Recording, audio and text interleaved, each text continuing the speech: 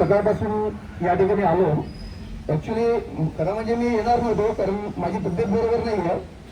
पण मॅकॅनिक जे आहेत आपले जॉन साहेब आहेत आणि या सगळ्यांनी काल एवढे दिवस झाले मेसेज टाकतात. मी खरं सांगायचं म्हणजे मी कोणत्याही पक्षाचं इथे नाव घेणार नाही, कारण मी भाजपला मतदान केलंय, भाजपच्या उमेदवारांसाठी मी मतदान केलं. माझा मुलगा जो आता 13वीला आहे, आज काल त्यांनी एक स्टेटस ठेवलं होतं सोनम वांगचूक सरांचं, आणि त्यांनी मला सांगितलं, डॅडी तुम्ही आजपर्यंत बीजेपीला वोटिंग करता, बीजेपीसाठी वोटिंग करताय, मग माझं काय? खरोखर हे मनाला केलेला एक फार मोठा प्रश्न आहे की माझा मुलगा 13वीला आहे, तो सांगतो की जर हे लोक त्यांना उठवून नेत असतील, पेपर फुटी होत असेल, तर कदाचित इथे मी 15वीला मला माझंही पेपर फुटेल आणि मी आहे त्याच्यापेक्षा खालच्या लेवलला जाईल. माझं कोणत्याही पक्षावरती बोलण्याचा मला काही हे नाहीये की आपण एका बीजेपी विरोधात बोलाव्या की बोल. माझं एकच मत आहे, जर आज ह्या ठिकाणी आपण जमलेलो आहोत, आपण एक विरोधक म्हणून जमलेलो आहोत, मग या वसई विरोधक कुठे आहेत?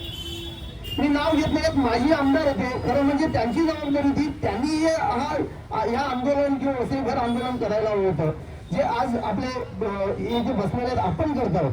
आणि मी त्यांनाही आवाहन करतो, तुम्हीही असं एक आंदोलन करा, कारण तुम्ही जरी आज सत्तेत नसलात तरी तुम्ही विरोधक आहात, आणि जर प्रबळ विरोधक असेल तरच सत्ता हलते.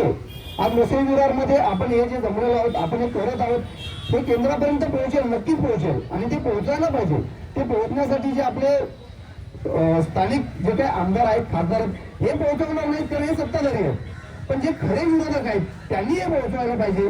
आणि म्हणून मी आवाहन करतो की त्यांनी एक असं आंदोलन ठेवावं की आम्ही तुमचे विरोधक जरी असलो पक्षीय, तरी देखील आम्ही त्या आंदोलनाला हजर राहू आणि त्या ठिकाणी येऊ, कारण हे आपल्याला सगळ्यांना एकत्र येण्याचं काम करायचं आहे.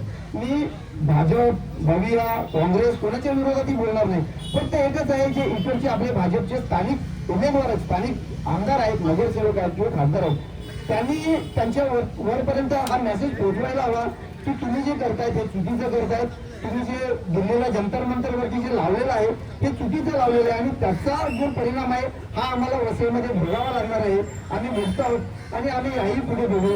माझं तुमच्या सर्वांना आव्हान आहे, तुम्ही जे इथे थांबलेले आहात असेच थांबून राहा. संध्याकाळपर्यंत आपल्याला थांबायचं आहे, आपल्याला एकत्र राहायचंय आणि आपल्याला सोनम वांगचूक यांना आणि ते जे काही जंतर मंतरला जे काही आंदोलन चालू आहे त्यांना सपोर्ट करायचं आहे. जय हिंद, जय महाराष्ट्र.